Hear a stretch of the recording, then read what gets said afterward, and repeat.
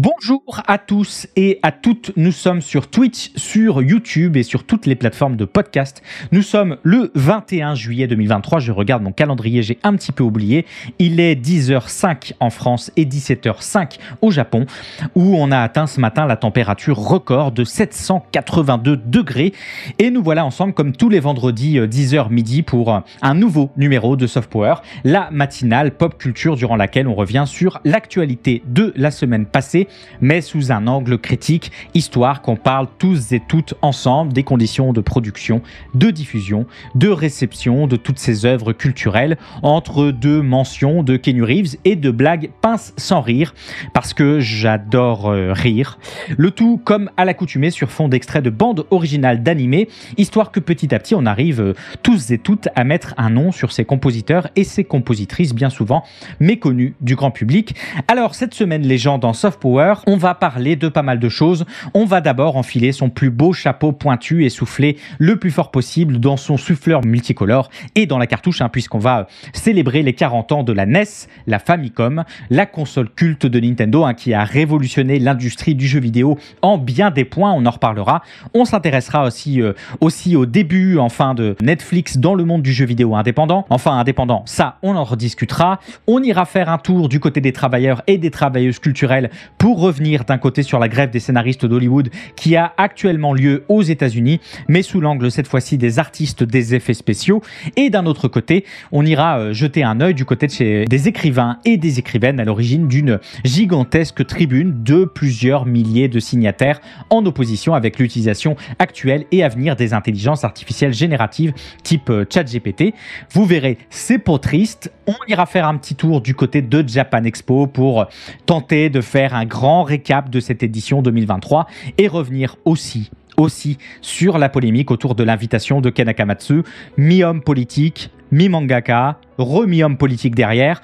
On fera un détour aussi du côté des salles obscures et des plateformes de streaming pour parler du nouveau film du studio Illumination, Migration, leur première œuvre originale depuis 2016, d'un studio qui est quand même devenu un géant mondial de l'animation. On en profitera pour parler aussi de la sortie un petit peu surréaliste, vous verrez, du film nippon The Silent Service, adapté du manga éponyme. Ça vaut le détour, mais le détour le plus loin possible pour éviter de mettre les pieds en salle de cinéma, c'est certain.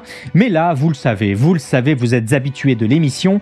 Quand on a une si belle bande-annonce de la semaine sous la main pour démarrer l'émission, je ne peux pas bouder mon plaisir plus longtemps. Enfilez vos modules, rechargez vos relais cosmodésiques, retirez l'antivol de votre X-Wing et préparez-vous à embarquer dans un monde où ChatGPT est définitivement le programme à abattre. Quand la guerre a commencé, ils m'ont protégée. Ils ont pris soin de moi encore mieux que des humains. Ce sont pas des personnes, Maya. C'est juste un programme. Il y a 10 ans aujourd'hui, une ogive nucléaire a été lancée sur Los Angeles par l'intelligence artificielle conçue pour nous protéger. Il s'agit d'un combat pour notre propre survie. Sergent Taylor, la victoire est à portée de main. Mais les IA développent une arme surpuissante. Exécutez-la. Ou nous disparaîtrons.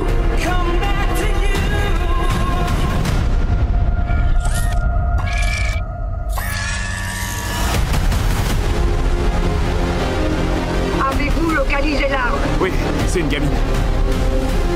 Toi, tu vas y aller au paradis? Non. Il y a que les personnes gentilles qui y vont. On est pareil. On peut pas aller au paradis parce que toi, t'es pas gentil. Et moi, je suis pas une personne.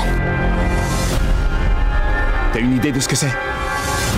Pour l'instant, on dirait une gamine, mais elle grandit. Ceux qui auront l'enfant remporteront la guerre. T'es dans quel camp,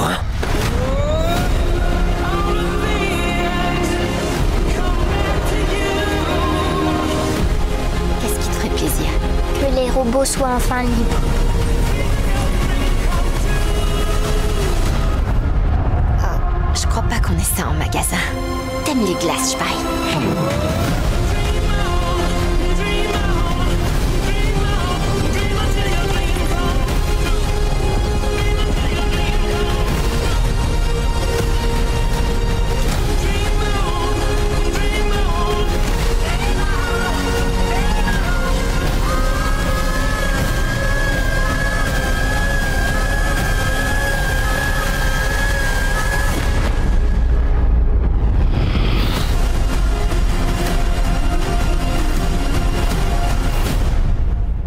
Mais quel plaisir les gens, quel plaisir de voir ces dernières années un vrai revival de la science-fiction sur grand et sur petit écran, entre Avatar, Star Wars, Dune, Blade Runner et autres silos. Quoi de mieux que d'intercaler The Creator, dont vous venez de voir ou d'entendre la bande-annonce, évidemment, si vous écoutez l'émission en podcast.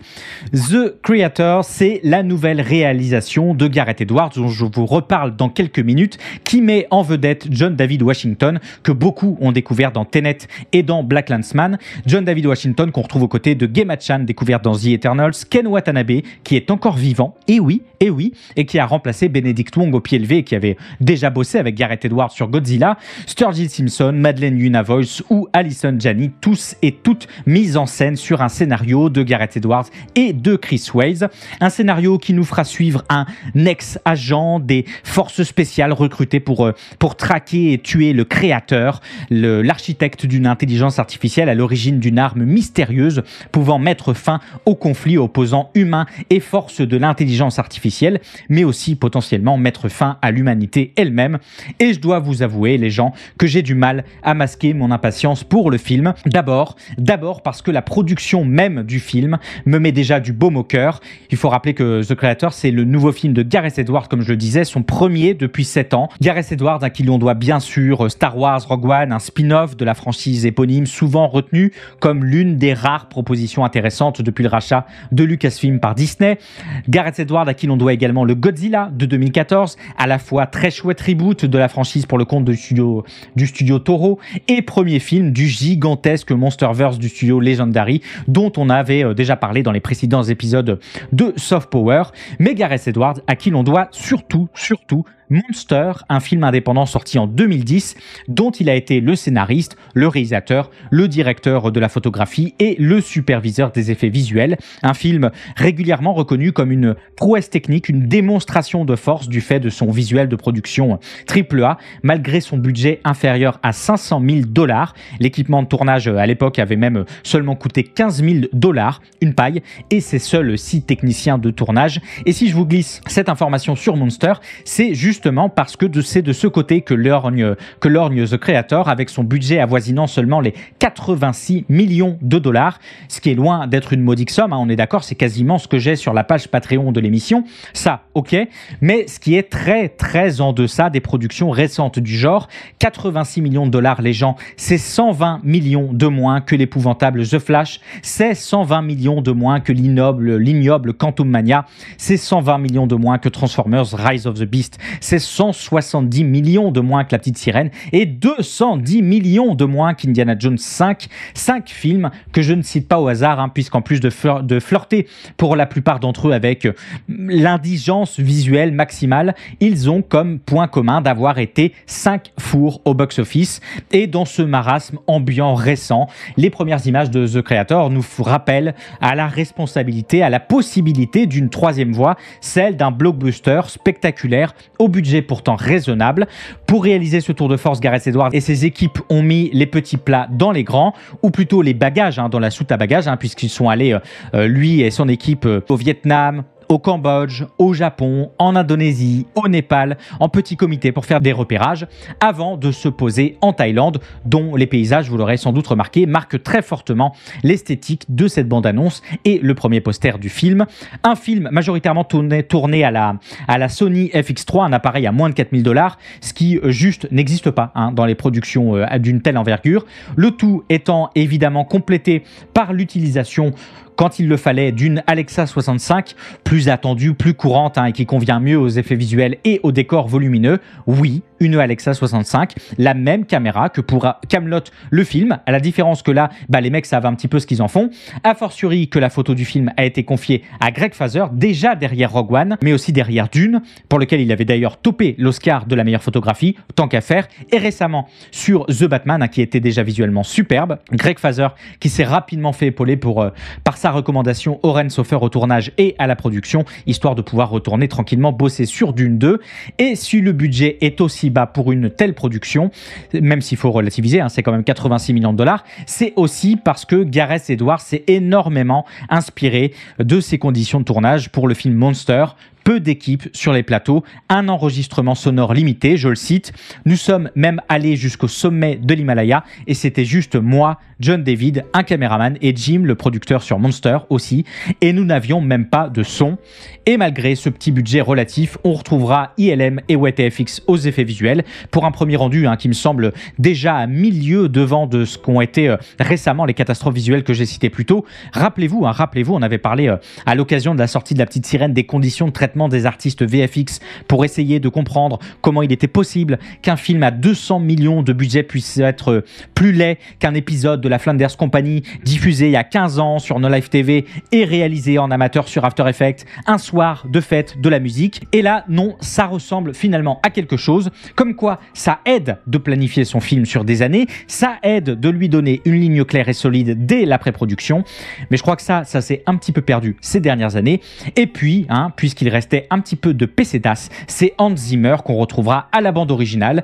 Le film aura décidément toute l'allure d'une grande production à quelques centaines de millions de dollars, mais j'ai du mal à masquer mon impatience pour le film aussi, parce que les influences me parlent, vous l'aurez compris, Gareth Edwards revendiquant pour l'élaboration de ce film s'être inspiré d'Akira, de Blade Runner, de Paper Moon, d'Apocalypse Now, auquel on pourrait facilement rajouter du Mass Effect, du Elysium et un bon quart des productions SF de ces 15 dernières années, ce qui semble donner un univers très organique à l'écran, à défaut peut-être d'être très original, il est vrai.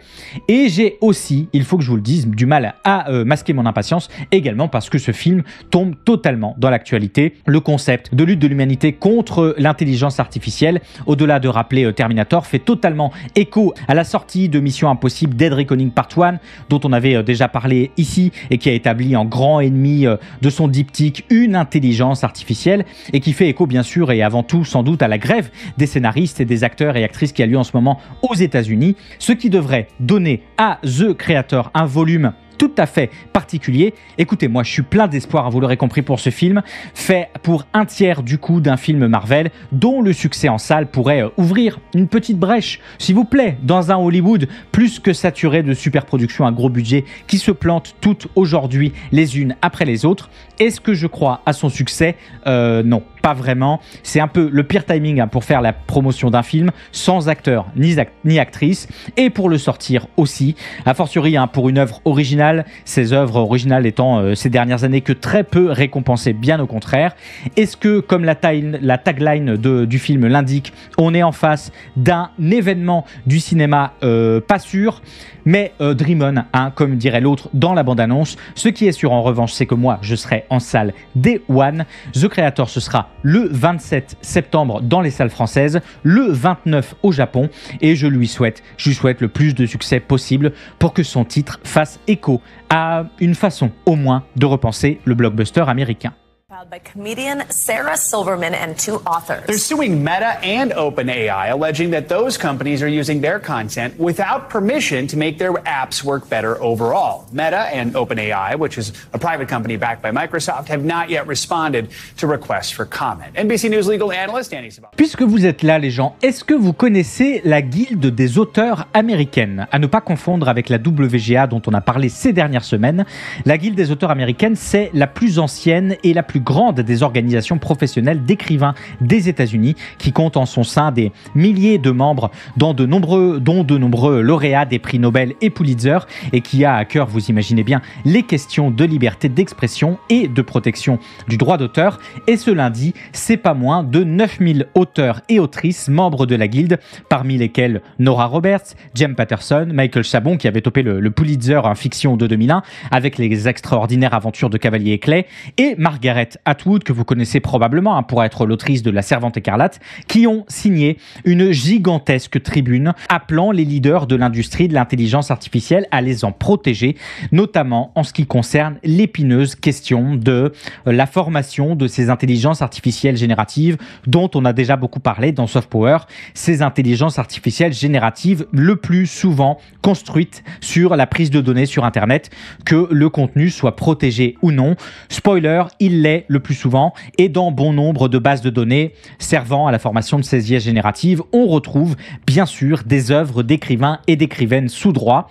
Et si dans le modèle actuel, ces derniers et ces dernières sont aussi attachés à leurs droits d'auteur, c'est aussi parce que selon un rapport de la Guilde de cette année, le revenu médian d'un écrivain à temps plein en 2022 était de 23 000 $ l'année, enregistrant ainsi en 10 ans une colossale baisse de 42% qui pourrait fortement s'accentuer dans les prochaines années avec l'avènement précisément de ces IA génératives. Pour Alexander Chee, auteur de Édimbourg et de La Reine Nuit, je cite, « Il n'y a pas de besoin urgent à ce qu'une IA écrive des romans. Les seules personnes qui en ont aujourd'hui besoin sont précisément celles qui s'opposent à payer les écrivains et les écrivaines à leur juste valeur. » Pour Marie Rasenberger, directrice exécutive de la Guilde, je cite, « Ces technologies imitent et régurgitent notre langue, nos histoires, notre style et nos idées. Des millions de livres, d'articles, d'essais et de poésie protégés par le droit d'auteur fournissent la nourriture au système d'intelligence artificielle, des repas sans fin pour lesquels il n'y a pas eu de facture. Dans le viseur, évidemment, vous l'aurez compris, des sociétés telles qu'OpenAI, Alphabet et Meta, et probablement aussi la future intelligence artificielle générative anti-woke d'Elon Musk, dont la simple proposition d'existence me fait déjà facepalm mon profond soupir. Et si bon nombre d'auteurs et d'autrices souhaitent amener ces entreprises à revenir s'asseoir à la table des négociations, d'autres sont beaucoup plus près déjà et prêtes à en découdre au moindre pas de côté, a fortiori dans ce contexte un petit peu galvanisant de grande union historique entre le syndicat des scénaristes d'Hollywood et celui des acteurs et des actrices dont on a parlé la semaine dernière.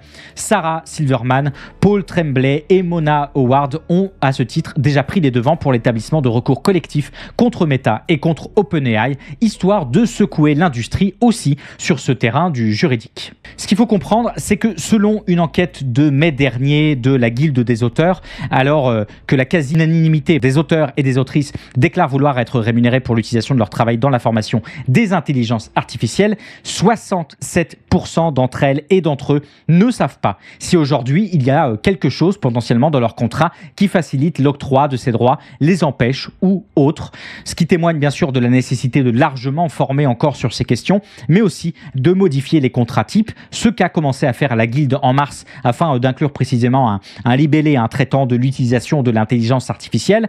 Et au-delà de ce terrain juridique et de cette table de négociation, la Guilde profite pleinement aussi de son rôle de lobby pour pousser sur le plan législatif. Marie Rasenberg souligne que la Guilde avait justement fait pression activement pour de tels projets de loi ces derniers mois, dans un contexte où ces derniers temps, il y en a beaucoup des projets de loi, ponctués d'audiences qui ont lieu à différents niveaux gouvernementaux aux États-Unis.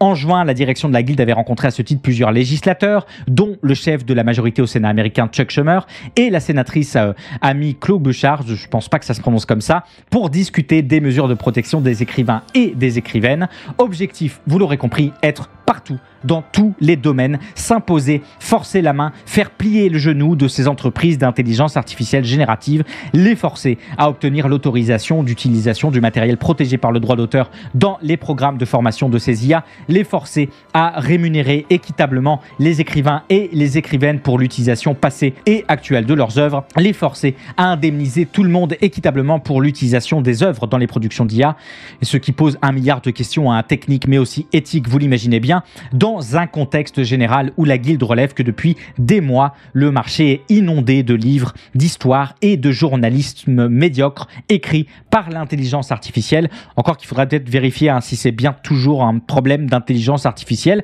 Pour Roman Chaudhary, responsable de l'IA à l'université Harvard, je cite, « Certains chemins à suivre sont litigieux, d'autres seront réglementés, d'autres encore impliqueront que nous devions littéralement hurler jusqu'à ce que nous soyons entendus. » Et puisqu'aujourd'hui les demandes ne rencontrent que le silence éternel des espaces infinis des bureaux de ces entreprises d'intelligence artificielle, il faudra peut-être dans les prochaines semaines hurler encore plus fort. Vous trouviez, les gens, que vos vacances ne pouvaient pas être plus ennuyeuses que maintenant, c'est que vous n'aviez pas encore vu cette bande-annonce, cette nouvelle bande-annonce de The Silent Service, le film en prise de vue réelle adapté du manga du même nom de Kaiji Kawaguchi.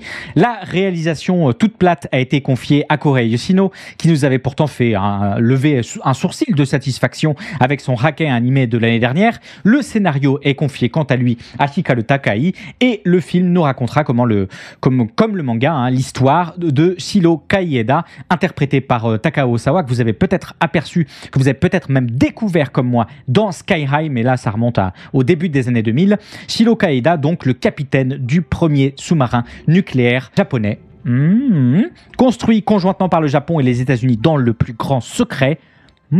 Et il va se passer tout un tas de péripéties qui nous emmèneront vers la prise de conscience radicale de la complexité d'une vraie paix durable dans des relations internationales sous tension. J'en suis absolument tout tourneboulé et le tout sera soutenu par un thème musical un petit peu étrange que vous avez pu découvrir dans la bande-annonce ou entendre, en tout cas si vous écoutez l'émission en podcast, puisque c'est le groupe B'z, un des groupes de pop-rock les plus importants de l'histoire de la musique japonaise, qui sera à la composition d'un morceau composé pour la voix de Ado, l'une des révélations de ces dernières années au Japon, pour un mélange des genres pas vraiment très intéressant, qui a l'étonnante particularité à la fois de retirer l'énergie de B'z et de limiter la puissance de Ado. Du coup, je vous invite à découvrir les deux artistes séparément. Et vous l'aurez compris, à mon ton désemparé, si je vous parle de ce film aujourd'hui, c'est parce qu'il sent, mais alors il sent le soft power des forces d'autodéfense japonaises à plein nez. Il faut d'abord rappeler un petit peu les gens que Kaiji Kawaguchi, derrière le manga The Silent Service, c'est pas n'importe qui. Auteur de mangas à succès, certes, dont 3 ayant remporté le prix Kodansha ces dernières années, il est surtout l'auteur d'une ribambelle d'œuvres faisant la part belle aux équipements, aux doctrines et aux protagonistes militaires. Et si au début des années 90, il se planquait un petit peu avec des, je le cite, beaucoup de gens dans les médias pensent que je suis une sorte de fanatique de droite, mais je pense que la plupart des lecteurs savent d'où je viens en réalité. Je pense que les deux sont pas du tout antinomiques. Et ces coopérations avec les forces d'autodéfense japonaises sont désormais beaucoup plus transparentes. Son manga Kubo Ibuki, par exemple, a vu sa sérialisation démarrer en 2014, en pleine période de l'adoption d'un plan d'ajustement des moyens à long terme des capacités de défense japonaises, prévoyant notamment la construction d'un porte-avions, un plan à l'époque historique, puisqu'il s'agissait de la première fois pour un porte-avions depuis la Seconde Guerre mondiale, porte-avions dont parle précisément le manga de Kaiji Kawaguchi, manga, si ça ne suffisait pas, qui avait été écrit en coopération avec Eiya Osamu, auteur de différents livres sur les menaces soviétiques et nord-coréennes et expert en stratégie militaire, mais manga aussi carrément suivi et soutenu au stade préparatoire par des militaires des forces d'autodéfense japonaises. Alors évidemment, on pourrait toujours avoir des doutes pour The Silent Service. Oui, on peut avoir des doutes. En tout cas, moi j'en aurais. Si Kaieda, le protagoniste avec sa grosse mâchoire carrée là, ne rebaptisait pas son sous-marin le Yamato, étrangement exactement la même sonorité que l'un des noms retenus pour l'ancien Japon, mais aussi surtout celui d'un des cuirassés les plus puissants de la marine impériale de la Seconde Guerre mondiale, sous-marin qui dans l'œuvre réclame son indépendance. Mais ça, c'est pas tout. Ah ben non, non, parce qu'il faut aussi ensuite dire que Kaiji Kawaguchi, c'est loin d'être un cas isolé ces dernières années, parce que si on estime entre 1968 et 1989, on comptait assez peu d'œuvres audiovisuelles et papier en collaboration avec les forces d'autodéfense, on les estime désormais en pleine croissance sur le territoire japonais, et leur nombre s'élève depuis à plus d'une cinquantaine, étalé sur ces 30 dernières années, ce qui pourrait ne pas être énorme, soit dit en passant, s'il ne s'agissait pas en réalité d'œuvres parfois très populaires. Les hommes du Yamato, bien sûr, la submersion du Japon, évidemment, Kamikaze, le dernier assaut, oui, First Love sur Netflix, là c'est ma supposition, mais le contraire serait vraiment, vraiment très étonnant, et même Shin Godzilla plus récemment, dont on parlait il y a quelques semaines dans Soft Power, Shin Godzilla pour lequel on sait que les forces d'autodéfense et Hideaki Anno se sont assurés dans les phases de pré-production d'une vision commune, dira-t-on. C'est joliment dit, mais ce n'est toujours pas tout, puisqu'il faut aussi dire qu'on assiste depuis ces dernières années à une certaine fluidité des secteurs de métier. Il est ainsi plus rare de voir d'anciens membres des forces d'autodéfense se reconvertir en travailleurs ou travailleuses culturelles. Le réalisateur de Mamote Agetai ancien militaire. L'auteur de Gate, évidemment, ancien militaire des forces d'autodéfense. Et pareil pour Rosinda Khan, pour Winds of God, pour Mikimike Hidali.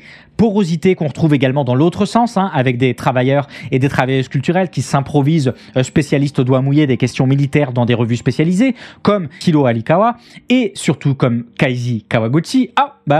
Le revoilà. Et c'est donc précisément dans ce cadre qu'arrive cette adaptation en prise de vue réelle de The Silent Service, avec son casting 3 étoiles, son argent à tous les étages, sa belle image, son contrat privilégié avec Amazon, puisque c'est le premier film japonais produit par la plateforme de streaming pour jouer sur les plateformes de Netflix. Bravo, excellent premier choix. N'hésitez pas la prochaine fois à multiplier les réunions marketing. N'hésitez pas, vraiment, c'est cool. J'en connais qui doivent se frotter les mains jusqu'au sang. Et si vous souhaitez en faire partie, le film sera disponible au cinéma au Japon et sur Amazon à partir du 29 septembre. The visual effects industry is in a crisis. This summer, a wave of stories emerged that paint a picture of a looming disaster for visual effects houses across the world and a punishing, vicious cycle for the artists within, one marked by brutal working hours, unreasonable deadlines, and rampant burnout. It's not at all uncommon for visual effects artists to pull numerous 100-hour work weeks in the months leading up to a movie's release date. One artist interviewed by Vulture said that a light week on a recent Marvel movie still totaled some 64 hours. La semaine dernière, on faisait le point sur l'historique grève des scénaristes d'Hollywood qui a lieu en ce moment aux États-Unis. Scénaristes qui viennent d'être rejoints par l'immense SAG-AFTRA, le syndicat des acteurs et des actrices d'Hollywood, pour une union sans précédent face à l'Alliance of Motion Picture and Television Producers, l'AMPTP, composée des studios majeurs du cinéma américain et des plateformes de streaming les plus en vogue du moment. Un choc historique qui, avec l'arrivée de la SAG-AFTRA, a amené la quasi-entièreté de la production cinématographique et télévisuelle américaine à tout simplement s'arrêter, augmentant ainsi la pression auprès des studios et des plateformes. Auprès des studios et des plateformes, oui, mais aussi auprès d'autres travailleurs et travailleuses culturelles, encore davantage en position de précarité que les scénaristes et autres acteurs.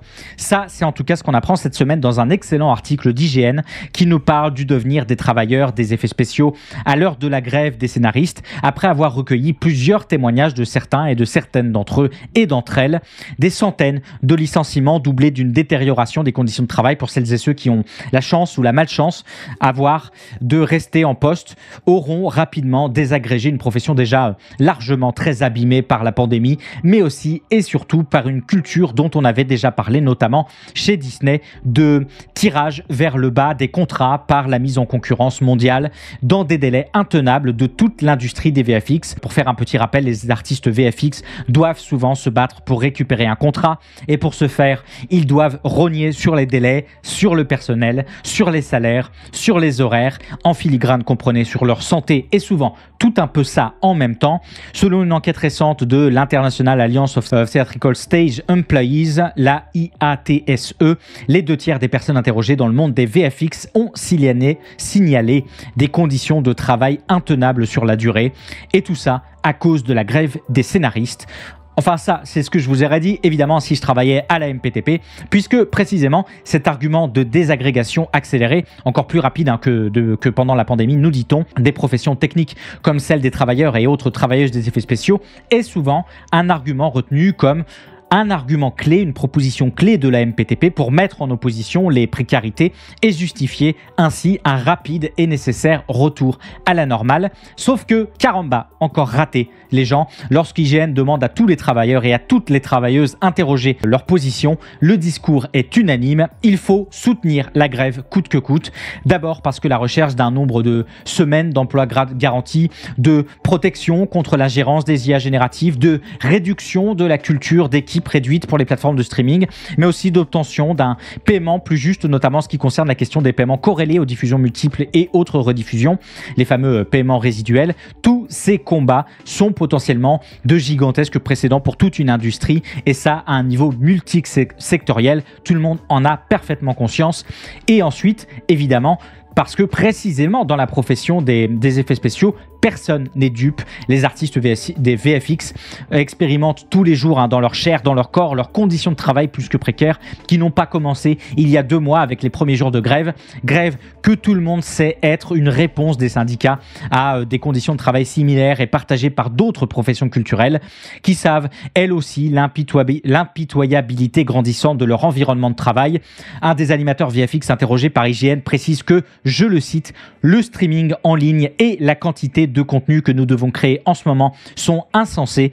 Tant de services, tant d'émissions de télévision, tant de saisons, tant de films. Tout cela doit être créé le plus rapidement possible avec le moins de ressources possible. Les artistes doivent crier, protester et bloquer la production pour être entendus et obtenir ce qu'ils méritent. » Et enfin, et peut-être surtout parce que beaucoup ont bien conscience dans la profession que ce qui manque aujourd'hui, c'est précisément un syndicat américain des professionnels des effets spéciaux. À la plume d'IGN, un ancien travailleur des effets visuels précise, je le cite, « La grève de la WGA, le syndicat des scénaristes d'Hollywood, n'est qu'un rappel flagrant que les artistes VFX n'ont pas de syndicats. Voir cette lutte collective pour un meilleur salaire, pour de meilleures conditions, pour de meilleurs horaires, est un rappel brutal que l'industrie des effets visuels n'a jamais été en mesure de s'unir pour créer un syndicat par elle-même. Une industrie américaine qui pourrait se laisser inspirer par l'immense WGA, par la SAG-AFTRA bien sûr, mais aussi par ses consoeurs internationales. Par exemple, l'industrie des VFX britanniques qui a trouvé notamment en 2017 du support avec le syndicat de la radiodiffusion, du divertissement, de la cinématographie et du théâtre, qui avait fait campagne à l'époque pour que les artistes des effets visuels voient une amélioration de leurs conditions de travail.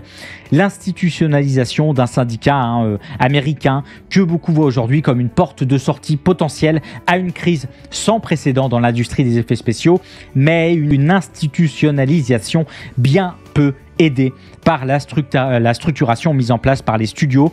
Comme le précise un des intervenants, toujours au micro d'IGN, des effets spéciaux souvent confiés à des juniors qui cherchent désespérément à travailler sur de gros projets, qui se soucient moins de faire des heures supplémentaires ou d'être sous-payés, qui ont souvent peu de recul sur leur profession et très peu de temps ou de morale pour en avoir, et les amenant rarement à prendre conscience de l'avantage d'une négociation collective de leurs intérêts. Mais il me semble qu'il y a fort à parier quand même qu'une victoire potentielle de la WGA et de la SAG-AFTRA sur les studios et les plateformes de streaming pourrait déclencher dans des milieux aussi bouillonnants une vague de prise de conscience de la nécessité de se regrouper et ainsi retrouver un peu de place dans leurs différents rapports de force, dans les différents rapports de force avec les studios, et cette fois, les gens en vrai, pas en images de synthèse.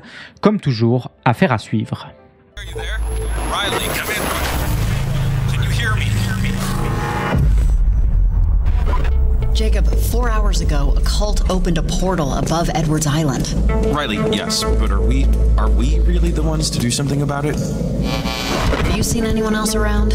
We've been all over. We've seen different timelines, gone back to the past. We're alone. There is no one else. Riley, seriously, Riley!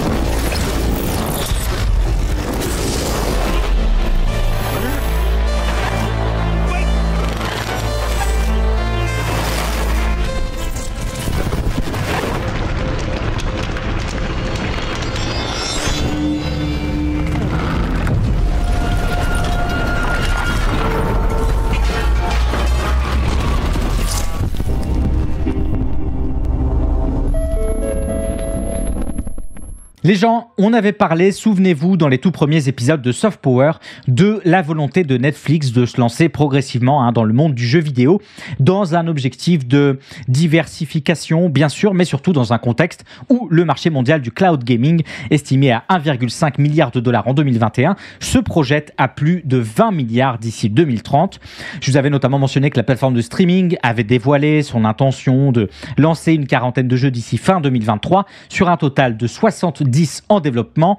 Objectif clair pour Lynn Lomb, la responsable jeux vidéo, devenir un éditeur de classe mondiale qui livre des jeux incontournables, c'est-à-dire exactement comme tous les responsables jeux vidéo du monde, d'où le développement accéléré de jeux vidéo en rapport avec les franchises Netflix, d'où le recrutement courant 2021 de Mike Verdu, un ancien cadre de chez EA et Facebook Oculus. Mike Verdu, connu pour son expérience en lien avec des entreprises de jeux mobiles, puisque je le rappelle, pour le moment, les expériences vidéoludiques Netflix sont avant tout mobiles, et d'où le rachat de plusieurs studios indépendants, à commencer par celui à l'origine d'Oxenfree 2, dont vous venez de voir la bande-annonce, le studio Night School, fondé en 2014 par les cousins Sean Krunkle et Adam Hines, et racheté en 2021 par Netflix. Et si on se demandait un peu ce qu'allait donner une première vraie introduction, une première vraie production interne Netflix pour du jeu vidéo, à une période de l'industrie où il ne se passe pas une semaine sans qu'un studio soit racheté et absorbé, et surtout dans un mode global où, après le rachat d'Activision Blizzard King par Microsoft pour quasi 70 milliards de dollars, on le rappelle, achat en voie de finalisation finalement, plus aucun acteur de l'industrie ne se sent réellement hors de portée de rachat. Alors, c'est un petit peu biaisé, puisque lorsque Night School avait été racheté en 2021, ils étaient déjà un petit peu à mi-chemin dans le développement d'Oxenfree 2, la suite de leur thriller Supernatural Oxenfree sorti en 2016. Mais on a pu néanmoins apprendre que Netflix avait très peu interféré avec le développement, que la protection financière de la plateforme avait permis à une petite équipe très épaulée par de la sous-traitance habituellement de passer à une quarantaine de personnes à temps plein, conservant alors pour le moment, tout du moins, nous dit-on, une forme d'indépendance, ce qui contraste assez avec le mouvement de consolidation qu'on retrouve actuellement dans l'industrie et qui a beaucoup amené ces dernières années des développeurs indépendants à être absorbés par leurs acquéreurs. La proposition de Netflix ici, c'est de jouer aussi la carte du monde indé, à une époque où Microsoft tente de consolider ses studios AAA de jeux très chers et de pousser son service Game Pass, à une époque où Sony travaille à renforcer son image de marque premium, à une époque où Nintendo fait plutôt cavalier et consolier seul, bon nombre de studios de jeux indépendants cherchent à trouver de la stabilité dans une industrie en pleine mutation. Et c'est dans ce cadre que Netflix, c'est dans ce cadre qu'Amazon, c'est dans ce cadre qu'Apple peuvent se présenter potentiellement comme des partenaires de choix, en tout cas ils se présentent comme tels. C'est comme ça que ces plateformes se présentent ces dernières années, comme des refuges du jeu vidéo indépendant, d'une pierre deux coups dans le cadre d'Oxenfree 2, puisque ce jeu d'horreur très narratif, vous allez majoritairement vous promener et parler à des personnages un petit peu relous, exactement comme dans la vraie vie finalement. Ce jeu très narratif dont se mêle évidemment très bien à l'imagerie Stranger Things et Mercredi de Netflix, deux séries très populaires, ça tombe bien. Et puisque le jeu est disponible sur presque toutes les plateformes de jeux mais de façon payante, vous pouvez en profiter sur Netflix gratuitement, entre guillemets, puisque le jeu est présent dans votre abonnement Netflix, permettant potentiellement au jeu d'être très exposé et de trouver un large public. Enfin, ça, c'est ce que je dirais, si on n'avait pas appris fin de l'année dernière que pour l'instant, c'était moins d'1% des 221 millions d'abonnés Netflix qui avaient lancé un jeu sur la plateforme, pour tout un tas de facteurs, vous l'imaginez bien. Perte de confiance dans le service ces dernières années, parcours du combattant pour l'obtention des jeux dignes des 12 travaux d'Astérix. Essayez de télécharger un jeu, vous allez comprendre. Ajoutez au fait que personne n'est au courant que Netflix s'est pleinement lancé dans le jeu vidéo. Et puis, il faut le dire aussi, absence de gros jeux AAA très chers qui, depuis maintenant des années, drainent l'industrie du jeu vidéo et la drive amplement.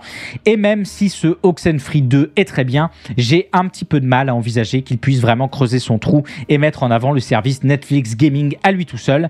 A fortiori que Night School n'est pas le seul studio qui a été racheté, on peut penser à Spry Fox, à Next Game, à Boss Fight Entertainment qui sont aussi sur la liste. On peut penser à des jeux comme Transformers, comme Bob l'éponge, comme Stranger Things, qui sont également sortis sur la plateforme et qui, malgré leur grand nom, n'ont pas attiré vraiment l'attention du grand public, puisque tout le monde s'en est un petit peu tamponné le coquillard, il faut le dire. Et c'est pas parce que l'écran d'accueil hurle tout doom que ça va lancer massivement des téléchargements. Il me semble qu'il faudra plutôt attendre du côté des gros projets en interne en préparation chez Netflix, puisqu'il y en a, à commencer par celui de Joseph Staten, un ancien leader de chez Halo Infinite, qui planche aujourd'hui avec son équipe sur une œuvre originale. En attendant, ce petit Oxenfree 2 qui a l'air sympa comme tout ne devrait malheureusement pas trop attirer les abonnés recherchés par Netflix et devrait tout au plus rejoindre la série, la longue liste des jeux mobiles catégorie « Oh, mais ça a l'air pas mal ça !» Mais vas-y, on regarde une série plutôt. Décidément, catégorie et liste bien engorgée sur la plateforme. Pour les plus curieux et les plus curieuses d'entre vous, parce que je vois qu'il y en a dans le chat, Oxenfree 2, c'est sorti la semaine dernière. C'est disponible un petit peu partout. C'est inclus dans votre abonnement Netflix et je vous passe le long didacticiel pour comprendre comment le télécharger. Ça, c'est quasiment un jeu à part et peut-être pas forcément le meilleur du genre. Il est 17h56 au Japon et 10h56 en France. Vous êtes toujours sur Soft Power, la matinale pop culture. C'est l'heure de la petite pause musicale hebdomadaire. Une petite pause d'1 à 2 minutes pour se remettre d'aplomb, pour aller jeter un œil vite fait à la fausse vraie Pixel War, histoire de vérifier où elle en est. A priori, nulle part. 1 ou 2 minutes aussi pour vous abonner à l'émission sur Spotify ou à la chaîne de VOD, mais aussi pour vous resservir un petit café, vous détendre. Et on va s'écouter un petit extrait d'une bande originale d'animé et en découvrir, ou plutôt cette semaine, en redécouvrir la compositrice. Et je vous retrouve juste après pour parler cinéma avec la présentation du nouveau film du studio Illumination pour célébrer les 40 ans de la NES aussi, et puis pour faire évidemment un récap sur Japan Expo 2023. Allez, à tout de suite, mais attention, cette semaine, énorme banger.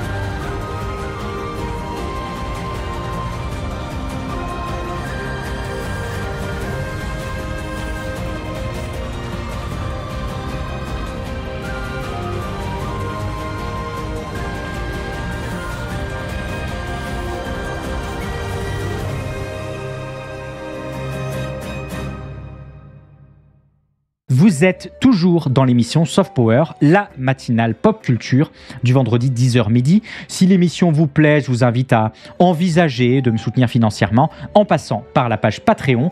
Je vais en avoir besoin dans les prochains mois pour de bien jolis projets en lien avec Soft Power. Le lien vers la page Patreon est dans la description des podcasts et de la VOD ou sur le chat maintenant pour celles et ceux qui suivent évidemment l'émission en direct.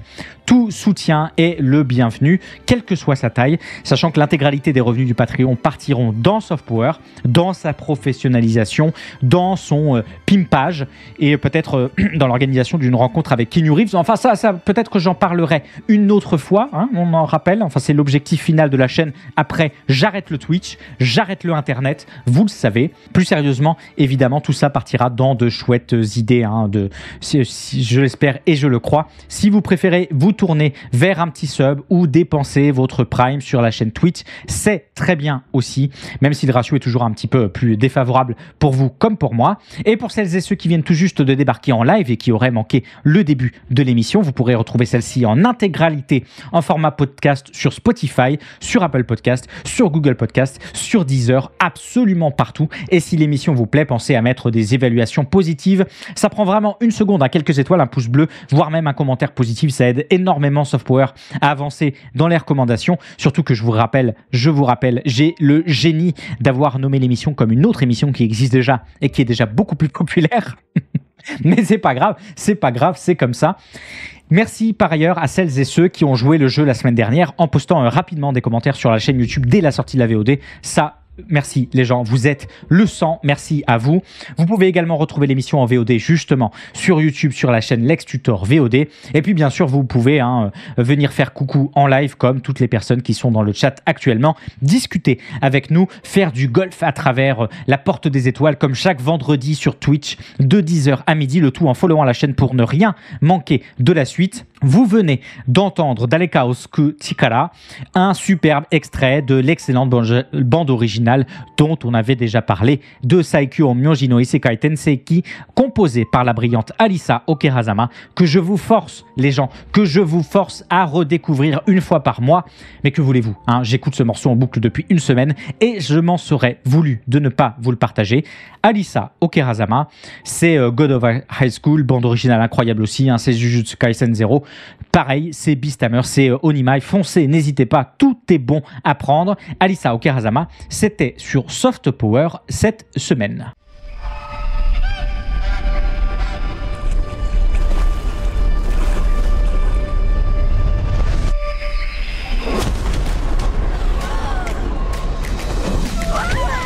C'est magnifique, c'est trop bien. Si on allait les saluer. Salut. Dax a parlé à une fille. Une fille? Il veut se marier avec elle. Quoi? Non, j'ai jamais dit ça. Tu l'as dit avec tes yeux. Ils doivent être en pleine migration. Une migration? C'est n'importe quoi. Ça y est, tu es insupportable. Parce que j'ai trouvé un endroit où on vit en sécurité? Je veux qu'on aille découvrir le monde. Quel père mettrait ses petits en danger pour la seule et unique raison de pouvoir passer des vacances dans les Caraïbes? Je ne gâcherai pas ma vie sous prétexte que tu as peur de quitter cet étang. C'est parti. Contrôle des plumes arrière. Check. Déploiement des ailes. Check. Décollage.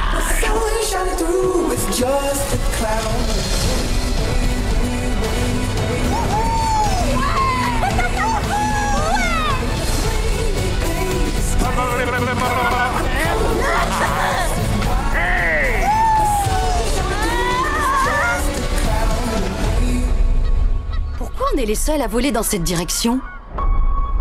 C'est quoi cet endroit?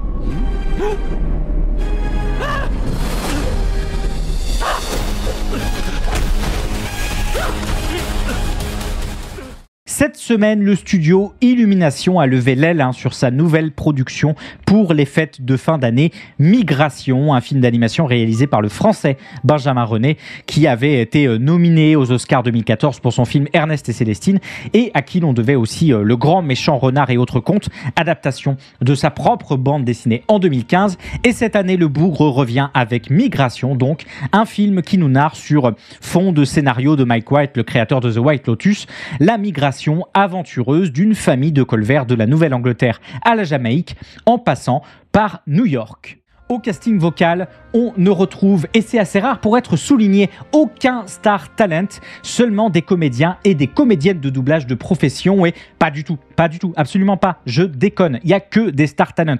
On retrouvera Kumail Nanjiani, on retrouvera Elizabeth Banks, on retrouvera Keegan-Michael Kay, on retrouvera David Mitchell, on retrouvera Carol Kane, et même Danny DeVito, qui, un, est toujours vivant, bonne nouvelle, et deux, qui visiblement avait encore un petit peu de place sur le chéquier, ou le chéquier avait, ou le chèque était dans la place, je ne sais plus trop. Et si je vous parle de ce film aujourd'hui, c'est déjà parce qu'il a l'air plutôt sympa, et ensuite parce que c'est une production Illumination Entertainment, leur premier film original depuis 7 ans, Illumination Entertainment, ce désormais grand studio franco-américain, à la tête de beaucoup des plus grands succès d'animation mondiale de ces dernières années, a commencé par le récent Super Mario, le film, et ses 1,35 milliard de dollars de recettes, mais aussi Minions en 2015 et ses 1,15 milliard de recettes, ou encore leur version du Grinch, désormais le film de Noël le plus rentable devant Maman j'ai raté l'avion. À ce titre, parler de success story, ça revient juste à choisir le titre du prochain film d'Illumination. Grand studio parce qu'il est désormais conventionnellement retenu qu'Illumination est un incontournable de la scène internationale, un des tout plus grands studios d'animation du monde aux côtés de Disney, de Pixar, entre autres. Vous vous souvenez de DreamWorks ? Moi pas. Et si je retiens que le studio est en partie français, c'est parce qu'on doit une grande partie de la technique à la branche française d'Illumination, anciennement MacGuff, depuis racheté par Universal, qui possède Illumination, qui déjà en 2010 avait bossé sur Moi, Moche et Méchant. Et si Illumination marche autant, les gens, c'est pour de multiples raisons.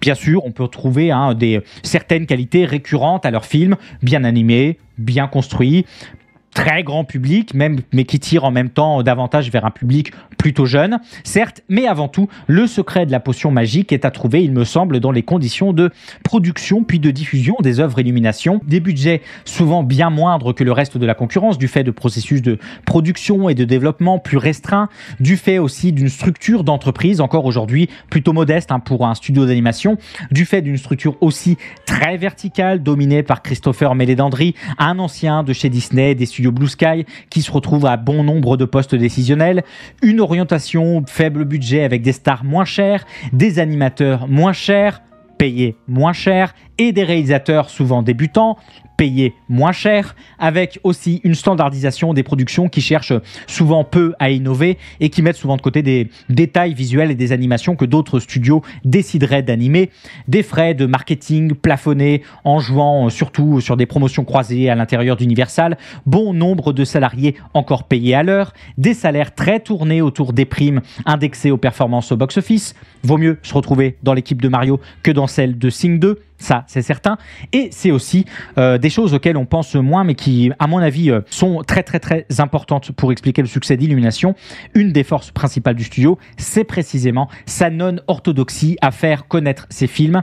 Comprenez que le studio a une souplesse assez importante, et ça c'est une rareté dans la gestion de sa propriété intellectuelle, puisqu'il n'hésite pas à amplifier les contenus sur les réseaux sociaux, à s'associer à des tonnes de marques dans tous les sens, à inviter les amateurs à se déguiser, à dessiner, à pousser les œuvres, mais aussi à mettre en place des tonnes de publicités partout, tout le temps, à bombarder agressivement chaque écran possible et imaginable, du merchandising aussi. Rappelez-vous, toute cette branche de jouets Mattel qui était sortie en 2019-2020, il me semble, en pleine période de pandémie, et de partenariats aussi inattendus. Rappelez-vous quand même que c'était le personnage de Gru des œuvres Illumination qui partageait des conseils pour les gestes barrières contre le Covid pour le compte de l'Organisation mondiale de la santé.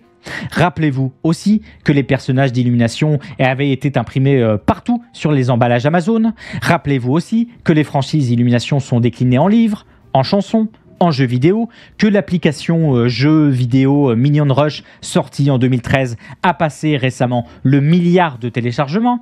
Bref, Illumination, c'est tout ça, et ce nouveau film Migration ne devrait pas échapper à la règle, comme Mario, juste avant lui, et bénéficier de tout le savoir-faire du studio dans le marketing de ses films avant tout, à une petite originalité près. Peut-être qu'il s'agit du premier film du studio à avoir délégué autant de pouvoir décisionnel à un réalisateur, Benjamin René, les productions du studio étant d'habitude largement marquées par l'ingérence profonde de Christopher Meledandri.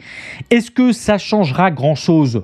J'en doute, mais pour en avoir le cœur net, il faudra migrer dans les salles obscures le 6 décembre 2023, parfait pour les fêtes de Noël. コンピュータの冒険ゲームバルーンファイト。ふんわり浮かんで空中戦。群がる敵と一人でファイト。二人の時は敵味方入り乱れての大激戦。山登りが楽しいゲームになったアイスクライマー。ハンマー振るって頂上征服。二人プレイは協力し合って難関突破。一人でも二人でも楽しめるファミリーコンピュータバルーンファイトアイスクライマー。40, c'est le nombre d'années qui nous sépare de la sortie de la Tata Famicom, la Nintendo Entertainment System, abrégée NES, la console culte de Nintendo, connue en France sous le nom de Nintendo, qui a fêté samedi dernier son 40e anniversaire. Une console de jeu dont il est difficile d'estimer l'héritage aujourd'hui, tant ses apports à l'industrie du jeu vidéo ont été nombreux. Entre autres, on peut citer la croix directionnelle, le fameux D-pad, qui, si l'on pouvait en trouver des précurseurs chez Mattel Electronics avec l'Intellivision ou chez Atari pour la Atari Game Brain, le fameux design de croix avait quant à lui été développé en 1982 en interne chez Nintendo par Gunpei Yokoi, l'inventeur de la Game Boy et des Game & Watch, pour ces dernières précisément, avant d'être largement adopté par Nintendo pour ses consoles de salon, à commencer par sa NES, une croix directionnelle maintes et maintes fois copiée mais jamais égalée du fait du grand savoir-faire du petit artisan japonais. Non, c'est juste qu'ils avaient déposé tellement de brevets pour protéger leur croix directionnelle que la majorité des constructeurs ont dû ruser pendant des années avec des morceaux de croix, des croix en forme de cercle, etc., etc. C'est donc ça, le commun. La NES, c'était aussi le début des grandes mascottes du jeu vidéo, la démocratisation des franchises, notamment hors des frontières japonaises, puisque la console a été la plateforme de prédilection de ces grandes mascottes, la plateforme de découverte par excellence sur les marchés américains et européens de Zelda, de Metroid, de Final Fantasy, de Castlevania, de Mega Man ou encore de Dragon Quest, dont certaines de ces licences sont encore aujourd'hui si intrinsèquement liées à la marque Nintendo et donc au monde du jeu vidéo qu'il est difficile désormais d'imaginer des consoliers sans représentants vidéoludiques de leur marque. La NES, c'était aussi un certain rapport au contrôle qualité. Ça, vous avez peut-être oublié, les gens. Alors que le début des années 80 est souvent considéré comme un Far West vidéoludique où n'importe qui pouvait développer n'importe quoi, n'importe où, la NES a apporté avec elle l'idée de licence. Alors là, petit rappel historique vite fait, il faut se souvenir que 1983, c'est l'année de sortie de la NES, dite Famicom au Japon, mais c'est aussi l'année d'un immense crack du jeu vidéo entraînant la faillite de nombreuses entreprises. Pour cause, un modèle économique basé sur le consignement comprenait que le détaillant ne payait pas l'éditeur pour les jeux qu'il recevait, mais seulement pour ceux qu'il vendait, dans un moment où l'industrie était ensevelie de titres du fait notamment de l'absence totale de contrôle qualité des productions qui permettait aux entreprises de sortir leurs jeux sur toutes les plateformes possibles et imaginables, a fortiori que le système favorisait la production de centaines de clones, de Pong, de Pac-Man, de Space Invader, j'en passe et des meilleurs, et dans un climat où les médias, les vendeurs de jouets commençaient à ne plus trop croire aux jeux vidéo et où les ordinateurs personnels arrivaient progressivement dans les foyers. Résultat, les gens, un crack colossal dont beaucoup ne se relèveront jamais, pas même le géant Atari qui dépérira jusqu'en 1996 après l'échec de sa console Jaguar.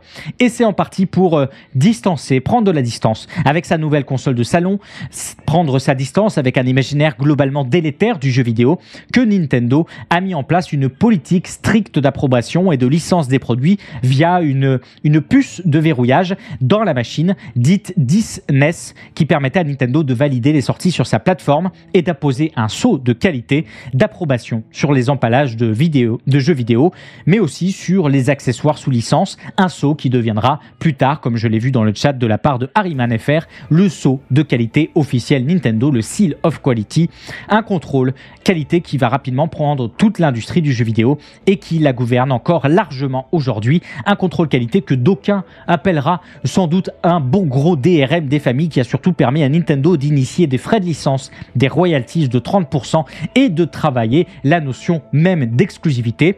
Oui, on peut voir ça aussi comme ça. C'est vrai. On peut rappeler aussi que la NES, les gens, a été la console de la démocratisation du système de sauvegarde dans les jeux sur console de salon, qui au-delà d'éviter des heures de frustration de devoir tout recommencer ou de coller des mots de passe jusqu'à la fin des temps, a surtout eu pour intérêt majeur de permettre l'élaboration de jeux beaucoup plus longs, beaucoup plus complexes qu'il aurait été impossible de faire en ligne droite, à commencer par les jeux de rôle japonais que sont Final Fantasy et Dragon Quest avec leurs dizaines d'heures respectives. Bon, fallait pas que la batterie soit morte, mais quand même. Et puis, on peut rappeler pour terminer cette news que la NES, c'est aussi la démocratisation du multijoueur sur les consoles de salon, c'est aussi le renouveau du jeu vidéo dans cette période de crack, dont on estime par convention la fin au succès sans précédent de Mario Bros. C'est le retour d'une d'une forme de confiance dans le médium, c'est le début d'un renversement et d'une prise de puissance du Japon sur l'industrie au détriment des États-Unis. Bref, une nostalgie évidemment, mais c'est surtout un grand pan d'histoire du jeu vidéo qui nous rappelle ces 40 ans de la NES, 40 longues années de grands jeux, mais aussi de DRM et de brevets planqués à tous les étages, témoins de l'industrie du jeu vidéo telle qu'elle était et telle qu'elle est encore aujourd'hui. Bon anniversaire, la NES, bon anniversaire. Salut les hunters!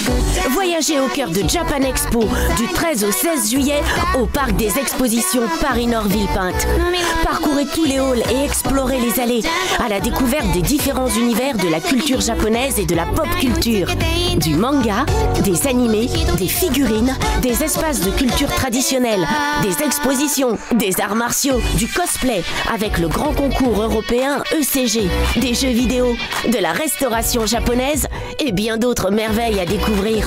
Japan Expo, c'est aussi l'espace Amazing, une immersion dans la pop culture globale. Continuez votre voyage à la rencontre d'artistes et d'exposants qui viennent du Japon et du monde entier, avec en invité d'honneur cette année le créateur de Nicky Larson, Tsukasa Ojo. N'attendez plus, réservez dès à présent votre voyage pour le Japon aux portes de Paris sur japan-expo-paris.com. Salut les hunters! Clap de fin pour le salon Japan Expo 2023 qui a eu lieu la semaine dernière du 13 au 16 juillet au parc des expositions de Paris-Nord-Villepinte. Un événement très attendu chaque année, sauf en 2020 où paf, le Covid avait empêché la tenue du salon. Très attendu par les amateurs de culture japonaise et notamment de culture populaire. Dans un grand barnum où se mêlent rencontres, discussions, concerts, conférences, prestations, présentations, expositions, cosplay, dédicaces, concours et évidemment takoyaki à quasiment 10 balles la boîte de 4. Cette année encore, carton plein pour le salon avec ses 250 000 visiteurs, ce qui en fait de facto le 3e plus gros salon de France, le plus grand salon dédié au Japon d'Europe et l'un des plus importants festivals jeunesse du continent. Un festival entre tradition et sérendipité puisque, vous le savez, la force du salon, c'est que vous allez vous balader à travers des univers très différents les uns des autres et que vous allez découvrir à l'encablure d'un stand une matière, un événement que vous allez pouvoir partager avec vos amis ou avec des personnes que vous croiserez à l'occasion. Cette année, Japan Expo était marquée par la présence de Tsukasa Rojo, le grand invité d'honneur du salon. Tsukasa Rojo, l'auteur de séries cultes comme City Hunter, Cat Size et Angel Heart, qui vont être adaptés bientôt en prise de vue réelle. D'ailleurs, Cat Size chez TF1, on en avait déjà parlé, et City Hunter chez Netflix. Tsukasa Rojo qui, comme le veut la coutume du salon, a rencontré ses fans lors de séances de dédicaces et de conférences et a présenté des facsimilés en série limitée de ses œuvres originales. Et à côté de Rojo, il est difficile de citer tous les invités, tellement le salon est immense. Pêle-mêle, on peut en citer quelques-uns quand même. On peut citer Eisako Inoue, le directeur de l'animation des Chevaliers du Zodiac et de One Piece. On peut citer Keiichi Ichikawa, directeur de l'animation en chef de l'animé One Piece depuis 2017. On peut citer aussi une ribambelle d'artistes musicaux, Vic Blanca, Yoski, qui cette année est venu sans sa minerve incroyable, Musée, Mion, Emiko Yamamoto, Yuka, dont vous venez d'entendre un morceau dans la bande-annonce de présentation de cette édition 2023. Je viens de me rendre compte que ma blague sur Yoshiki, probablement personne n'allait la saisir, mais c'est pas grave, c'est mes trucs de nerd, tout va bien. On peut aussi citer hors musique, on peut citer Lee Wong-eun ou Leaf pour le webtoon, on peut citer évidemment Pascal Chemin et Adeline Chetel pour le côté casting vocal, on peut citer Misaki Traveler, Kalsara pour le cosplay, bref, 1 million de fois plus de talent au mètre carré que le moindre remaniement ministériel. J'ai l'impression quand même d'avoir oublié un invité. Ça me reviendra peut-être, j'y réfléchirai. Japan Expo 2023, c'était aussi l'occasion des Daruma 2023 qui ont eu lieu le vendredi, une sorte d'Oscar du salon récompensant une sélection de mangas et d'animés sortis au cours de l'année précédente selon les votes d'un jury professionnel et du public, ce qui en fait souvent une wishlist bien pratique de recommandations à l'arrivée, avec un petit Daruma du patrimoine pour Tsukasa Rojo et son City Hunter, histoire qu'il ne soit pas totalement venu pour rien, et un Daloma prestigieux s'il en est du meilleur manga pour Chainsaw Man, ça c'est pas trop volé. Le reste de la liste en description, évidemment, vous le savez, de la VOD, etc., etc. Il me semble que j'oublie quand même quelqu'un de... Non mais ça me revient pas, c'est pas grave. Je pourrais aussi vous parler des heures des animations qui ont eu lieu sur le salon, des concours d'AMV au tournoi jeux rétro, en passant par les nombreux stands de découverte de tout un pan de la culture japonaise traditionnelle, d'ikebana, d'origami, d'arts martiaux, de cérémonies du thé, du classique au moins classique. Il y a un petit peu de tout et pour tout le monde, parce qu'il faut aussi pouvoir dire qu'au-delà de son invraisemblable aspect commercial, et encore ça a changé, parce qu'il y a quelques années le contrôle qualité était tellement faible qu'on ne pouvait acheter que du pipeau. Concis, c'est de toi que je parle. On s'en souvient. Au-delà de cet aspect commercial, il n'y a aujourd'hui pas plus facile d'accès, pas plus concentré, pas plus efficace que Japan Expo pour se plonger dans une bonne partie de la culture japonaise. Que vous préfériez des morceaux de culture populaire ou de culture traditionnelle, si tant est qu'il faille séparer les deux, presque tout est trouvable à Japan Expo. Il manque juste un stand où vous pourriez faire semblant de travailler devant une page Facebook comme ça jusqu'à 23h avec quelqu'un qui vous gueule dessus du début à la fin pour expérimenter un petit peu ce qu'est le travail au Japon. Oui, c'est un petit peu caricatural, Lex, oui, bon, et ça va, je suis fatigué, mais on peut pas retirer à Japan Expo d'être une expérience inouïe qui dépasse de très très très loin le simple fait de pouvoir acheter un boudin Keanu Reeves à 55 €, même si ça, à mon avis, ça justifie à lui seul le déplacement, bien évidemment. Keanu, je pense à toi. Et en même temps, une fois que j'ai dit ça, je dois aussi rappeler que toutes les critiques faites au salon sont légitimes, et je parlerai même pas définitivement de la nourriture sur place, qui est un petit peu un lieu commun, sous peine de faire un soft power entier dédié à la question des onigiri à 4 € les deux. L'histoire nous montre qu'il y a eu des comparaisons immédiates pour beaucoup moins que ça récemment. Les critiques faites aussi à certains choix d'invités. Il me semble qu'il y a eu quelque chose comme ça cette année. Ça me revient toujours pas. Et on peut globalement faire critique, et je la fais assez souvent, que le salon de Japan Expo, en refusant de mettre en contexte les œuvres et les artistes qu'il présente, participe à ce large mouvement de tentative de dépolitisation de la question japonaise, de ce qui ne peut pas l'être, permettant aussi sa recaptation par certains camps politiques beaucoup trop fans pour être honnête, littéralement, du Japon. Du coup ça y est, ça me revient puisque c'est le bon timing pour que je vous en parle, que je vous parle de l'invitation de cette année de Ken Akamatsu, le député, et de temps à autre aussi sur son temps libre le dimanche soir entre deux films de M6, mangaka, auteur de Love Hina, de Negima et d'un petit manga en 2022 que tout le monde a oublié, où il se mettait en scène avec son ami député Taro Yamada pour défendre les animés et les mangas face à deux vilains anges à la peau noire qui attaquent la liberté d'expression. Lui, il n'a pas eu le Daluma de cette année, ça c'est certain. Ken Akamatsu, désormais élu à la Chambre des conseillers du Japon, représentant du Parti libéral-démocrate, souvent reconnu pour ses liens pas toujours très clairs avec le conservatisme du parti, mais aussi l'extrême droite qui siège, qui s'est donné comme mission depuis quelques années, pas mal d'années, de défendre la pleine liberté d'expression dans le manga et dans l'animation japonaise, avec une petite coloration quand même, puisque Ken Akamatsu ne s'est jamais trop caché, n'avait jamais trop caché que pour lui, la liberté d'expression dans les mangas, c'était surtout une façon de pouvoir continuer à hypersexualiser des mineurs dans le manga.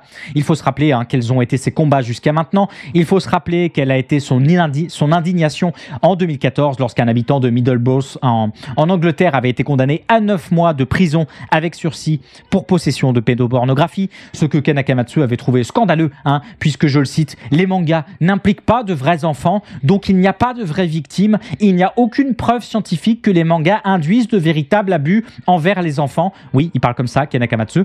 Et donc, c'est à ce gala que Japan Expo, cette année, a donné une pleine couverture médiatique, une belle conférence estampillée, le manga, soft power et enjeu international, ça y est, ça m'énerve. Une conférence donnée aux côtés de Grégoire Hello, directeur général des éditions Kurokawa, de Thomas Sirday, le cofondateur de Japan Expo, mais aussi Denis Masségliard, député Renaissance, oui, tant qu'à faire, membre de la commission des finances et vice-président du groupe d'études économie du livre et du papier spécialisé dans la pop culture à l'Assemblée nationale. Je ne savais pas que ça existait. Non, vraiment, c'est super. Et qu'est-ce que vous voulez que ça donne dans le contenu ? Eh bien, exactement ce que vous pouvez imaginer Je cite Ken Akamatsu, avec un membre de la majorité, je vous le rappelle, est devant un parterre de plusieurs milliers de personnes. Le Japon est des pays où il y a le moins de crimes sexuels, donc on peut dire que les mangas ou animés n'ont pas d'incident sur ces comportements et sur ces crimes, avant de terminer sur le très gonflé dans un pays où on sait aujourd'hui que plus de 95% des crimes sexuels ne sont pas déclarés, on le rappelle, où un début de notion de consentement vient tout juste d'être ajouté à la loi, ce qui ne préjuge en rien, on est d'accord, d'un changement de comportement dans les prochaines années. Je cite « Plutôt que de limiter la création d'œuvres fictives, il vaut mieux voir les moyens de protection des victimes de ces crimes dans la réalité. » Voilà, il parle comme ça, Ken Akamatsu. Un discours totalement aux antipodes de la réalité décrite par tous les travailleurs et par toutes les travailleuses qui bossent sur ces questions au Japon depuis des années. Lorsqu'on demande à Japan Expo pourquoi ils ont donné pignon sur rue à Ken Akamatsu, on nous répond il est connu quand même, il a fait Lovina, ok. Sauf que là, vous l'invitez pas pour parler de son manga, et qui était déjà pas incroyable d'ailleurs, et qui est sorti il y a plus de 20 ans, on peut peut-être le rappeler, il me semble. Bref, un petit gauche-droite-gauche et surtout droite-droite-droite pour éviter de répondre aux vraies questions. Et lorsque des personnes qui avaient préparé des tracts intervenaient pendant la conférence pour pointer du doigt le problème que tout le monde évidemment avait vu venir, elles se font dégager à coups de pied au cul par la sécurité du salon, qui avait l'air de pas être tout à fait la sécurité du salon par ailleurs. Plus d'informations en description et dans le chat pour ceux que ça intéresse. Bref, Japan Expo 2023, eh bien c'était exactement comme d'habitude une énorme contradiction entre quatre murs, à la fois un très grand salon qui rassemble en son sein des pans entiers de culture qui tentent pendant 4 jours de cohabiter, et c'est toujours aussi fascinant et c'est toujours aussi utile, je le crois, mais c'est aussi un événement majeur qui se refuse toujours à reconnaître ce qui est pourtant juste en face de lui dans sa plus grande envie de dépolitiser ce qui est pourtant l'un des événements de pure soft power les plus importants au monde, ce qu'on pourrait accepter éventuellement si l'événement se tenait encore comme en 1999 dans un garage, mais ce qui est désormais totalement inacceptable en 2023. Pour finir sur ces mots, salut les hunters et à l'année prochaine! Voilà, c'est terminé pour les news de cette semaine. J'aurais pu vous parler de pas mal d'autres choses. Par exemple, j'aurais pu vous parler de la fin du plan basique sans publicité de Netflix. Vraiment, on s'y attendait pas. C'est incroyable. Désormais, il ne reste plus que le plan standard avec publicité, le plan standard sans publicité et les plans premium. J'aurais pu vous parler des premières images de Cimetière, le film dérivé, le préquel de l'œuvre de Stephen King. Ça, on verra, mais j'ai une boussole qui peut vous aider. Si Stephen King en dit du mal, ça sera probablement un chef-d'œuvre. Et s'il en dit du bien, je préfère encore aller voir The Silent Service, dont on a parlé tout à l'heure. J'aurais pu vous parler du grand retour de la Pixel War. On en reparlera peut-être la semaine prochaine, mais en l'état, je suis très curieux de voir comment ce désormais grand événement Internet va réussir à ne pas être surtout un déversoir pour celles et ceux qui sont toujours en protestation sur Reddit avec le Reddit Black. Vous vous souvenez, on en avait parlé il y a quelques semaines aussi, des protestations suite au changement d'API, au changement d'accès à l'API Reddit. J'aurais pu vous parler de la double adaptation du manga Zom 100 Bucket List of the Dead en animé et en prise de vue réelle quasiment en même temps, ce qui est très curieux. J'aurais pu vous parler du carton indécent qui est en train de réaliser Barbie, le film Barbie en salle. J'aurais pu vous parler des premiers posters pour le film City Hunter en prise de vue réelle chez Netflix. J'aurais pu également vous parler de la sortie la semaine dernière du nouveau et très probablement dernier film de Hayao Miyazaki pour le studio Ghibli, Kimitachi wa do Ikiruka, qui malgré son absence totale de promotion est en train de réaliser le deuxième meilleur démarrage du studio. C'est la grande classe, même si le film divise pas mal, et je pourrais vous en parler parce que j'ai eu la chance d'aller le voir. J'aurais pu aussi vous parler de ces chiffres un petit peu étonnants quand même de durée de visionnage des plateformes de streaming. Netflix est plus regardé que Disney+, que HBO Max, que Peacock, que Pluto, que Tubi, que Roku combiné, et au-delà, YouTube est toujours plus regardé que Netflix. Les VOD de Soft Power ont encore un bel avenir devant elles, évidemment, mais je vais m'arrêter là cette semaine parce qu'il y a déjà beaucoup à dire et qu'il y a déjà beaucoup de dit, et je vous propose de passer directement aux recommandations de l'émission. C'est moi qui lui ai appris tout ce qu'elle sait. Mais vous vous dites peut-être que j'exagère et que la VO est presque similaire, donc voilà quelques comparaisons. Je crois qu'il est bon à enfermer. Pourquoi il fabrique des antennes de télévision qui ressemblent à des oreilles de lapin? Je trouve ça ridicule. Si tu veux faire partie des Digisauveurs, tu devrais moins penser à tes cheveux et plus à l'équipe. D'accord. Et maintenant, on va sauver Agumon. Mais où est passé Yolei? C'est vrai ça? Où elle est? elle nettoie ses lunettes. Vu leur énorme taille, ça risque de prendre des heures. Les vrais héros ne portent jamais de lunettes.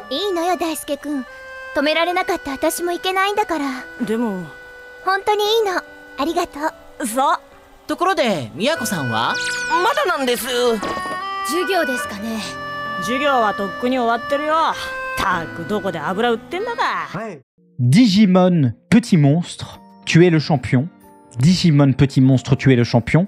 Dans ton espace virtuel, tu apparais tellement réel. Ça, ce sont les seules paroles, les seules du générique de la version française de Digimon Adventure, une série d'animation japonaise culte créée par Akiyoshi Hongo et produite par la Toei Animation. Si vous ne connaissez pas la franchise Digimon, c'est exactement Pokémon et c'est pas du tout Pokémon en même temps.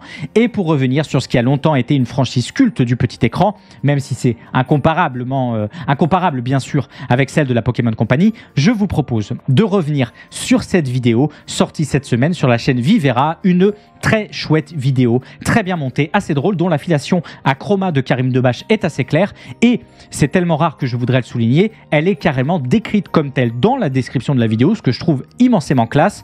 Mathieu Delma revient pour clore sa saison 3, la saison 3 de son format, notamment sur la saison 2 de Digimon. Il nous en décrit la trame narrative, il s'arrête un moment sur l'étonnante, pour dire le moins, version française de la série, qui témoigne des conditions de production et de traduction un peu catastrophiques de bon nombre d'animés de l'époque, entre les 5 comédiens et comédiennes qui se partagent 200 personnages, les changements de voix en cours de saison et le choix de certains dialogues un peu louches au bas mot. Bref, c'est une super vidéo, vraiment chouette à suivre, recommandation les yeux fermés, enfin ouvrez-les quand même pour voir le contenu de la vidéo. La VF étrange de Digimon, c'est sur la chaîne Vivera que ça se passe. Pour la petite chaîne. En fait, dès la rentrée 2000, Game One obtient de nouveaux locaux beaucoup plus appropriés pour de la production télé, ce qui va leur permettre de remettre un peu d'ordre dans leur programme et de proposer un format plus ambitieux. C'est comme ça que naîtra la fameuse Game Zone, à la base présentée par Juliette et Marcus, qui devenait donc le magazine de la chaîne, avec pour la première fois en France une émission hebdomadaire dédiée aux jeux vidéo, avec des previews, des tests et des news tout juste sortis du four et prêtes à être avalées devant notre télé par les gourmands que nous étions. Dès la rentrée 2000. Cette semaine, les gens Punky de la chaîne du même nom revient avec une excellente vidéo sur les débuts de Game One, la chaîne culte du jeu vidéo, en tout cas à l'origine. Après avoir commencé à émettre en 1998, la chaîne s'était rapidement bardée d'émissions et de magazines sur l'actualité du jeu vidéo, animés par des journalistes passionnés comme Marcus, comme par Eldidou, comme par Juliette, dans une ambiance mi-impro, mi-faible budget, comme on retrouvera quelques années plus tard sur la chaîne No Life TV. Game One réussit à l'époque le tour de force d'atteindre toute une génération à l'époque délaissée par la télévision qui se retrouve dans ces passionnés de jeux vidéo, mais plus généralement de pop culture.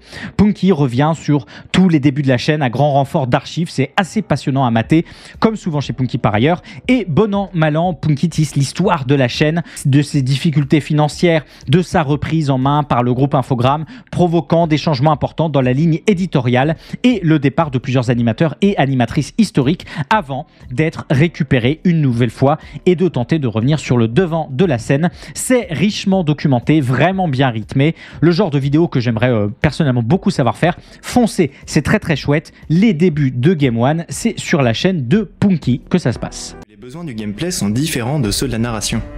Et c'est une problématique spécifique aux jeux vidéo, que les développeurs, game designers ou scénaristes doivent articuler tout au long de leur titre. Avant toute chose, un jeu vidéo doit être plaisant à jouer. Ses mécaniques, ses boucles de gameplay doivent nous accrocher, nous divertir. Bref, un jeu vidéo doit être fun. C'est pour ça que ça s'appelle un jeu vidéo à la base. Et pour y parvenir, un jeu nous met face à l'adversité, à des problèmes à résoudre, qui sont dans la majorité des cas, même si c'est de moins en moins vrai, des combats à gagner, des ennemis à tuer. Ces combats sont fun en soi, parce qu'ils demandent des réflexes et de la stratégie. On est totalement engagé dans l'action. Il suffit de regarder le visage de vos potes ou des streamers quand ils combattent un boss dans Elden Ring. Les gens, que doit-on faire de la mort dans le jeu vidéo? C'est la question que se pose cette semaine la chaîne Very Olsen qui tente de trouver une réponse à cette quadrature du cercle vidéoludique qui fait que d'un côté, la mort est nécessaire pour des raisons de game design, mais que d'un autre côté, elle implique d'abîmer votre suspension d'incrédulité, de faire un peu fi de votre immersion et du rythme du jeu, puisqu'il est toujours un petit peu difficile de raconter une belle histoire d'un grand héros qui part sauver la princesse, seul espoir de l'humanité, quand vous passez votre votre temps à canner en boucle parce que, bah oui, vous auriez dû prévoir que le feu allait revenir dans votre direction. Fallait regarder le sens du vent, Lex, évidemment. Very Own Sun, la chaîne, donc, voyage à travers Elden Ring, à travers Dark Souls, à travers Outer Wilds, à travers Uncharted et s'intéresse au rôle de la mort, à notre rapport à celle-ci dans le jeu vidéo, à son intégration dans la narration par le très chouette exemple de la franchise Assassin's Creed, voire à son intégration profonde dans les structures même de jeu et de narration comme pour Death Stranding. C'est facile de se laisser porter par le rythme de cette vidéo, c'est bien écrit, c'est bien pensé, je vous invite donc à la découvrir, le problème de la mort dans les jeux vidéo sur la chaîne Very Own Sun. Byakuya se fait comme le corps d'expression de la volonté institutionnelle. Finalement, on voit que la loi n'est pas forcément incompatible, mais au contraire, elle peut être aussi l'expression des désirs d'une famille, d'une classe qui les a intégrés comme une volonté en utilisant des lois. Byakuya est esclave non pas de ses désirs propres, mais soumis à des désirs qui le dépassent en tant qu'individu. Mais par conséquent, ça peut répondre aussi à une problématique que l'on a pu se poser. Si la loi est vectrice d'ordre et à volonté le tarissement des désirs, pourquoi Zaraki, esclave de ses désirs de combat, de sensations fortes, est-il Shinigami ? Est-ce que vous voulez une vidéo très gros cerveau pour finir la semaine? C'est ce que je vous propose avec cette vidéo de la chaîne Nirombashi que je viens de découvrir et qui a l'air d'être un petit peu une dinguerie, dont je vous présente un petit peu la vidéo et la chaîne au passage, encore trop peu connue, moins de 500 abonnés il me semble. Après avoir fait une vidéo sur l'homicide dans Hunter x Hunter, sur l'onomatopée dans Haikyuu, Nirombashi revient avec une très chouette vidéo sur le désir dans Bleach, du désir d'Ichigo issu de son trauma originel au rapport du conflit qui structure les relations entre les holos, en passant par le désir quasi unique des Quincy. Nirombashi nous interroge à travers Bleach sur notre propre rapport au désir. Que doit-on désirer? Doit-on contrôler notre désir ou au contraire le laisser nous envahir? Entre autres questions posées tout en filigrane de cette vidéo.